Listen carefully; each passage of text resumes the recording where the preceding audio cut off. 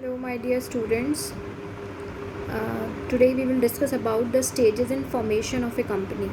In the previous video, we have discussed about the documents used in formation of a company. कौन कौन से documents की हमको ज़रूरत होती है stages को company को form करने के लिए.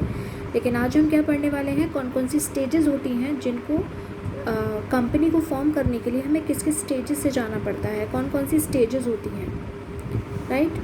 तो first stage is promotion stage. This is the initial and primary stage in formation of a company. Promotion में क्या होता है, जैसे सबसे पहले हमें प्रमोटर समझने की ज़रूरत है. प्रमोटर्स कौन होते हैं? लाइक हमारे दिमाग में कोई आइडिया आया that I have an idea in my mind कि मुझे अपना एक बिज़नेस स्टार्ट करना है, राइट.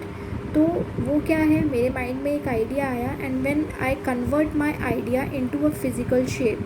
जब मैं अपने आइडिया को एक फ़िज़िकल शेप दे दूँगी और वो फिज़िकल शेप किस फॉर्म में होगी, बिज़नेस के फॉर्म में होगी, दैट इज़ कॉल्ड प्रमोटर्स. वो लोग जो ऐसा करते हैं वो कौन होते हैं? प्रमोटर्स होते हैं. So we can say that the person और a group who perform the work of promotion are called promoters. तो प्रमोशन क्या हो गया? Promotion means it involves the discovery of business idea. If we have any idea in our mind to discover a business, to launch a business. Second one is investigation. Then we have to investigate that whether what we are thinking about, whatever the business we are thinking about, whether that business is profitable for us or not, right. Then we used to start the sampling of resources. Whatever the resources we required, we just start to accumulate the things at one place so that the business can run in a very smooth manner. So these are called promotion, right. यानी कि promotion क्या होता है कि हम लोग क्या करते हैं, हमारे माइंड में कोई भी एक बिज़नेस आइडिया आता है, फिर हम उसकी इन्वेस्टिगेशन करते हैं कि ये बिज़नेस आइडिया जो हमारे माइंड में आया है, क्या हम इसके अकॉर्डिंग बिज़नेस कर पाएंगे या नहीं कर पाएंगे, क्या ये बिज़नेस हमारे लिए प्रॉफिटेबल रहेगा या नहीं रहेगा. और उसके बाद फिर जब आइडिया आता है तो हम उससे रिलेटेड रिसोर्सेज को एक जगह कलेक्ट कर लेते हैं, क्योंकि जिससे कि हमारा जो बिज़नेस है वो स्मूथली रन हो सके. तो इसको हम क्या बोलते हैं? प्रमोशन. अब जिन लोगों के दिमाग में आइडियाज़ आते हैं, जो इन्वेस्टिगेशन करते हैं, रिसोर्स को असेंबल करते हैं, means we are talking about the owners of the company और ओनर्स ऑफ द बिज़नेस. वो ओनर्स कौन होते हैं? हमारी कंपनी के प्रमोटर्स होते हैं, राइट. ओनर्स हो गए या जो भी ग्रुप ऑफ पीपल जो हमारी कंपनी के लिए वर्क कर रहे हैं, उसके वेलबींग के बारे में सोच रहे हैं, they all are called promoters, right. So I hope you understand the meaning of promotion very well. Promotion means हमारे दिमाग में कोई आइडिया आया और उस आइडिया को हमने एक फिज़िकल शेप में कन्वर्ट किया, that is called promotion. And the person who are indulged in this activity is known as promoters. Now there are certain functions of promoters also. अब भाई we are the businessman, we are the owners of the company, then there are number of functions a promoter have to follow. First one is identification of the business opportunity. सबसे पहले हम क्या find out करेंगे, अगर मेरा कोई business है, if I am the owner of any business, then first of all I am not the owner, I am just having a idea in my mind that I am going to start a business related to garments, right. तो क्या होगा, मेरे दिमाग पे एक idea आया है, मैं आइडेंटिफिकेशन करूँगी उस अपॉर्चुनिटी की. I just find the place की where the garment is more demanded, right. कहाँ पर आपके गारमेंट्स ज़्यादा डिमांड हो रहे हैं, राइट. वहाँ मैं कैसा प्रोडक्ट बनाने वाली हूँ, क्वालिटी प्रोडक्ट बनाऊँगी तो मुझे किस सेक्शन ऑफ द सोसाइटी में जाकर अपने जो बिज़नेस ऑर्गेनाइजेशन है उसको सेटअप करना चाहिए. So these are called identification of business opportunity. Second one is feasibility study. जब आप किसी भी चीज़ को, आपने बिज़नेस को अपने माइंड में सोच लिया कि भाई मुझे ये बिज़नेस करना है, उसके बाद हम क्या करते हैं, फिजिबिलिटी स्टडी होती है. Feasibility study means we have to study about the economic condition, we have to study about the technology, right. Means after identifying a business opportunity, the promoter undertake detailed study of technical, financial, economic feasibility of the business. यानी कि हमें किसी को भी जब भी हम कोई भी प्रमोटर ये फाइंड आउट करना शुरू करेगा कि भाई मुझे बिज़नेस करना है, तो वो क्या पहले देखेगा, फाइनेंशियल रिसोर्सेज, मेरे पास फाइनेंशियल रिसोर्सेज हैं या नहीं है, और to startup this business how much financial funds और फंड्स आर रिक्वायर्ड, राइट. फिर वो देखेगा कि भाई economic feasibility, whether the organization will be profitable for me or not. ठीक है, टेक्नोलॉजिकल देखेगा, टेक्निकल व्यू पॉइंट से देखेगा कि कितना टेक्निकल है मेरा ये ऑर्गेनाइजेशन, क्या मैं इसके अकॉर्डिंग टेक्नोलॉजी अवेल कर पाऊँगा या नहीं कर पाऊँगा. तो means number of things are there. तो उसको फिजिबिलिटी स्टडी करनी होती है. जब फिजिबिलिटी स्टडी कर लेता है, वो सारी देख लेता है सब चीज़ों को अच्छे से, उसके बाद वो नेम अप्रूव करवाता है. ठीक है, नेम अप्रूवल में first you will have to keep this factor in your mind that your name, the company's name should not match with the other company's name. Right? So after selecting the name of the company, the promoter submit the application to the registrar of companies for its approval. And the proposed name of the company should not be similar to the name of some already existing company. I told you ना कि whatever the name you have selected, आपने जो भी name select किया हुआ है वो किसी भी existing company के name के साथ match नहीं करना चाहिए. ठीक है, इसलिए the three names in order to their priority are given in the application of the registrar of the company. 3 नाम दिए जाते हैं रजिस्ट्रार को, जिससे कि जो भी उसको लगता है कि हाँ it should be convenient, it should be suitable, तो वो उसी नेम को क्या कर लेते हैं, अप्रूव कर लेते हैं. Right. Next is fixing up signatories to MOA. अब देखिए, मैंने आपको बता दिया था मेमोरेंडम ऑफ एसोसिएशन क्या होता है. Memorandum of association includes the powers and objectives of the business. आपके बिजनेस के क्या पावर्स हैं, क्या ऑब्जेक्टिव्स हैं, क्या लिमिटेशंस हैं, सब कुछ मेमोरेंडम ऑफ एसोसिएशन में लिखा होता है. और मैंने आपको लास्ट में बताया था कि there are certain clauses in memorandum of association and one clause is association clause. Association clause में मैंने आपको बताया था कि whatever the directors of the companies are having, वो सब लोग क्या करते हैं, वो एक स्टेटमेंट तैयार करते हैं, एक डॉक्यूमेंट तैयार करते हैं, और उस डॉक्यूमेंट में सारे जितने भी डायरेक्टर्स होते हैं वो सब मिलकर साइन करते हैं ये लिखकर कि whatever the business we are going to organise, whatever the business we are going to establish, it is total legal business, we are not going to do any legal work. और सब लोग उस पर sign कर देते हैं. This is the memorandum of association clause, this is the clause of memorandum of association, that is association clause. तो fixing of signatories में क्या होता है, जितने भी प्रमोटर्स होते हैं they have to decide about the director who will be the signing to the memorandum of association, कि memorandum of association में कौन कौन सिग्नेचर करेगा. उन सिग्नेचर करने वाले डायरेक्टर्स को हम क्या बोलते हैं, सिग्नेटरीज बोलते हैं. राइट. तो प्रमोटर्स ये भी फिक्स कर लेते हैं that who will be the signatories. Right. After then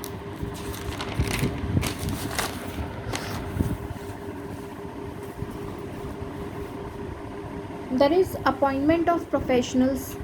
अब भाई प्रोफेशनल्स का भी अपॉइंटमेंट होना बहुत ज़रूरी है. If you are going to establish any organisation और a company then you will have to appoint the professionals in organisation definitely. ठीक है, तो promoters appoint merchant bankers, auditors, right, to assist them in preparation of necessary documents which are requires to be the registrars of company. Right, means number of documents which is required to form a company, it is needed by the registrar of the company.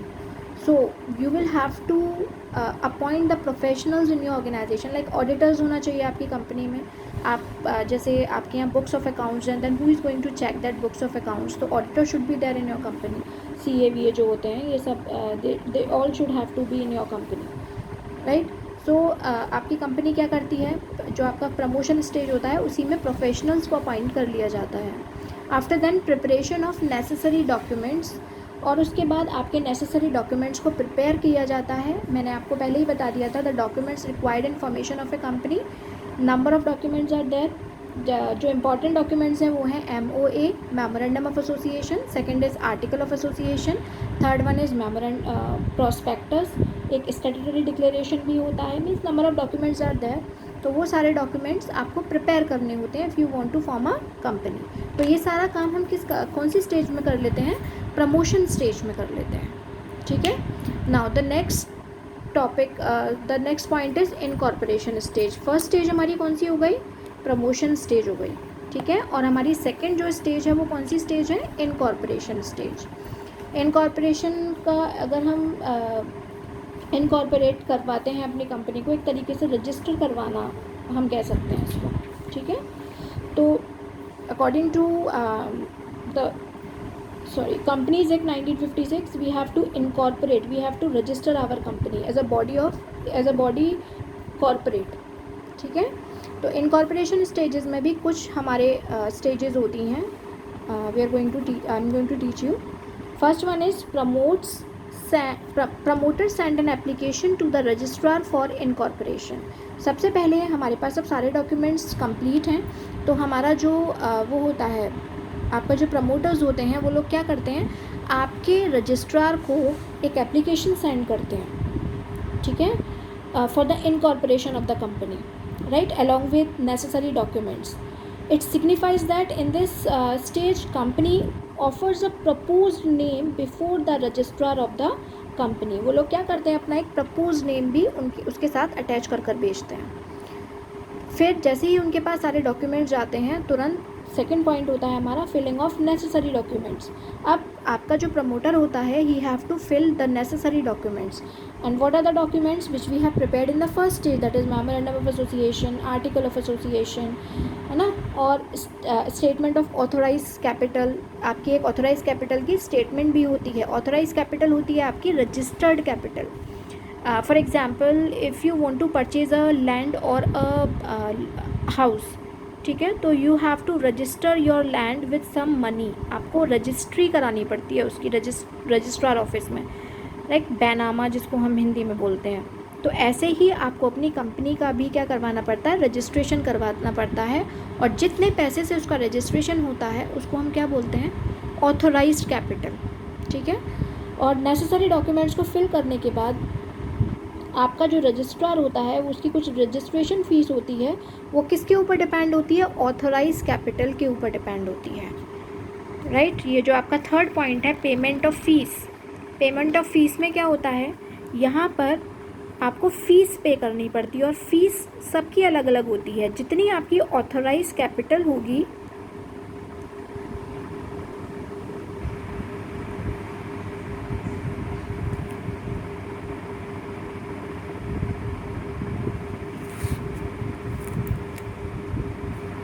जितनी आपकी authorised capital होती है उसके according ही आपकी fees होती है. ठीक है, तो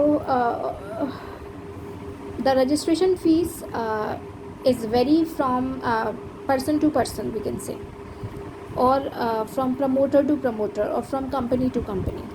नेक्स्ट इज़ रजिस्ट्रेशन. उसके बाद हम लोग क्या करवाते हैं, the registrar verifies all the documents submitted, and if he is satisfied then he enters the name of the company in his register. अगर वो सेटिस्फाइड हो जाता है आपके सारे डॉक्यूमेंट से सबसे, तो वो आपकी कंपनी का नेम को रजिस्टर कर लेता है और अपने रजिस्टर में उसको मेंशन कर लेता है. इसके बाद फिफ्थ पॉइंट है सर्टिफिकेट ऑफ इनकॉर्पोरेशन. यहाँ पर आपके यहाँ एक सर्टिफिकेट ऑफ इनकॉर्पोरेशन, जैसे ही वो सारे डॉक्यूमेंट्स से वेरीफाई हो जाता है, सेटिस्फाइड हो जाता है, उसके बाद एक सर्टिफिकेट ऑफ इनकॉर्पोरेशन होता है, उसको वो इशू करता है आपको. Right, means I should say that after entering the name of the company in the registrar issues a certificate of incorporation. Means we can say that it is just like a birth certificate. जैसे आप लोग जब पैदा होते हैं तो there is a birth certificate, ऐसे ही ये कंपनी का बर्थ सर्टिफिकेट होता है. इससे हम ये कह सकते हैं we can start our business. But is there, यहाँ पर बट आ जाता है कि यहाँ पर आपकी जो प्राइवेट कंपनीज़ हैं वो तो जैसे ही सर्टिफिकेट ऑफ इनकॉर्पोरेशन मिलता है, प्राइवेट कंपनी अपना वर्क करना शुरू कर सकती हैं. लेकिन अगर आपकी कंपनी पब्लिक कंपनी है तो सर्टिफिकेट ऑफ इनकॉर्पोरेशन के बाद वो अपना जो वर्क है वो करना स्टार्ट नहीं कर सकती है, क्योंकि जो पब्लिक कंपनीज़ होती हैं उनको शेयर इशू करने होते हैं, प्राइवेट कंपनी को कोई शेयर इशू नहीं करने होते हैं. और जिसको शेयर्स इशू नहीं करने हैं उसको सेबी से, जो मैं अभी आपको आगे बढ़ाने वाली हूँ, उससे परमिशन लेने की ज़रूरत नहीं होती है. यानी कि पब्लिक कंपनी की आगे और भी फॉर्मेलिटीज़ हैं वो आपको फुलफ़िल करनी है, then only you can start a public company. But if you are looking for a private company and if you are indulge in private company, then after getting the certificate of incorporation you can start your business, right? तो हम ये कह सकते हैं जैसे ही certificate of incorporation आता है, private companies अपना बिजनेस आसानी से, अपनी कंपनी आसानी से स्टार्ट कर सकती हैं. आफ्टर दैन, अब अगर आपकी कंपनी पब्लिक कंपनी है तो उसको क्या करना पड़ेगा, आगे के स्टेप्स को फॉलो करना पड़ेगा। यानी कि third stage is capital subscription stage. Capital subscription stage में क्या होता है, I told you that a public company can raise the required funds from the public, right, by the means of issue of shares and debentures. आपकी जो public companies होती हैं, public company क्या करती है, शेयर इशू करती हैं, और शेयर इशू करने से उनको क्या मिलता है, पैसा मिलता है उनको, राइट। मैंने आपको पहले ही बताया था कि ये, just a minute, I told you previously कि जितनी भी पब्लिक कंपनीज होती हैं वो फंड रेज करती हैं। फंड रेज कहाँ से करती हैं, वो पब्लिक से करती हैं। और पब्लिक उन्हें पैसा क्यों देती है, क्योंकि कंपनी अपने शेयर इशू करती हैं, राइट।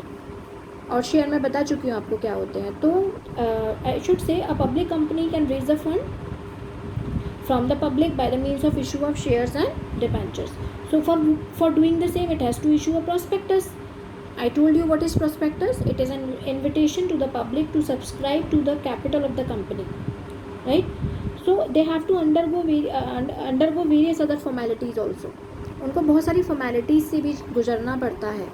तो सबसे पहली फॉर्मेलिटी, यानी कि ये जो मैंने आपको जितने भी स्टेप्स लिखे हुए हैं, ये स्टेप्स किसके हैं, steps for raising funds from public. जब आपकी कंपनी पब्लिक से फंड रेज करेगी तो उसको इस स्टेप से जाना पड़ेगा। They have to go through, they have to undergo by these steps, ठीक है। तो first one is SEBI approval. अब भाई सेबी क्या होता है, security exchange board of India. The full form of SEBI is securities and exchange board of India. For example, I hope you all know about the Reserve Bank of India. Reserve Bank is a central bank of our country. It is the apex bank of our country. यानी कि ये हमारी जितनी भी सारी banks हैं, अगर हम डायरेक्टली इसको समझना चाहें तो जितनी भी बैंक्स हैं, कमर्शियल बैंक्स हैं, जितनी भी बैंक्स हैं, they have to work according to the guidelines of Reserve Bank of India, right. ऐसे ही हमारी कंट्री में जितने भी number of stock exchanges are there in our country, and all the stock exchanges have a body corporate on them, a regulatory body corporate on them, and that body is known as SEBI. जितने भी stock exchange हैं उनकी जो body corporate है, governing body जो है, वो कौन होती है, सेबी होती है। तो अगर आपकी कोई भी पब्लिक कंपनी है तो पब्लिक सेबी क्या करती है, कैपिटल मार्केट, जो इंडिया का कैपिटल मार्केट है उसको रेगुलेट करती है, ठीक है। तो public company, if a public company want to proceed further, then they require to take the approval from SEBI. उनको सेबी से अप्रूवल लेनी पड़ती है, then only they can issue the shares, right. तो सबसे पहले सेबी की अप्रूवल लेनी है पब्लिक कंपनीज को। Second one is filing prospectus. I told you prospectus क्या होता है, आपके पब्लिक कंपनी है तो डेफिनेटली उसको प्रोस्पेक्टस फिल करना पड़ेगा। अगर उसने प्रोस्पेक्टस फिल नहीं किया है तो कंपनी अपने शेयर्स को सब्सक्राइब नहीं कर सकती है।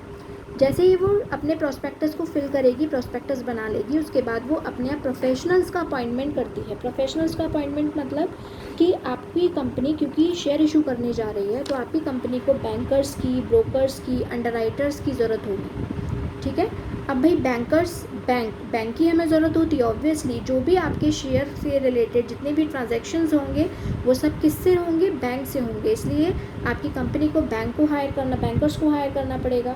ब्रोकर्स कौन होते हैं, जो हमारे शेयर्स को बिकवाते हैं, सेल आउट करवाते हैं। तो you will have to appoint the brokers also. Like आपने प्रॉपर्टी डीलर्स को देखा होगा, they work as a broker, right. तो ऐसे ही हमारे शेयर्स के लिए भी ब्रोकर्स होते हैं, अंडरराइटर्स होते हैं, ठीक है। तो वो सारे आपकी कंपनी अपॉइंट कर लेती है। उसके बाद मिनिमम सब्सक्रिप्शन होता है। मिनिमम सब्सक्रिप्शन होता है according to the SEBI guidelines, minimum subscription is 90% of the issue amount. आपका जो मिनिमम सब्सक्रिप्शन होगा वो कितना होगा, 90% of the issued amount. 90% of issued amount, जो भी आपकी इशूड कैपिटल है उसका 90% कम से कम आपका मिनिमम सब्सक्रिप्शन होना चाहिए। If minimum subscription is not received right? If minimum subscription is not received, then the allotment cannot be made and the application money must be returned to the applicants within 30 days, right? अगर आपका minimum subscription 90% of issued capital के equivalent नहीं है तो आपकी company अपने shares को issue नहीं कर सकती, अलॉट नहीं कर सकती है।